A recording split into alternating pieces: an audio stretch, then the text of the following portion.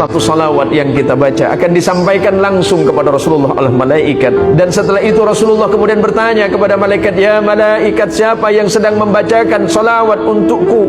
Ya Rasulullah, dia adalah salah satu dari umatmu yang selalu bermaksiat. Ya Rasulullah, sampaikan kepada kekasihku, kita bermaksiat, tapi Rasulullah menyebut kita kekasihnya. Kita ini selalu berdosa kepada Allah dan bermaksiat kepada Allah, tapi ketika kita menyebutkan kalimat Allahumma salli ala Sayyidina Muhammad, disampaikan kepada Rasulullah. Rasulullah kembali memberikan salam kepada kita. Sampaikan kepada mereka, ya malaikat, kalau mereka membaca salawat kepadaku satu, maka niscaya Allah akan membalas 10 kebaikan bagi mereka. Maka janji Rasulullah untuk kita semuanya, orang yang paling berhak duduk bersamaku di yaumil qiyamah adalah orang-orang yang senantiasa lidah dan hatinya berzikir kepada Allah dan membacakan salawat untukku.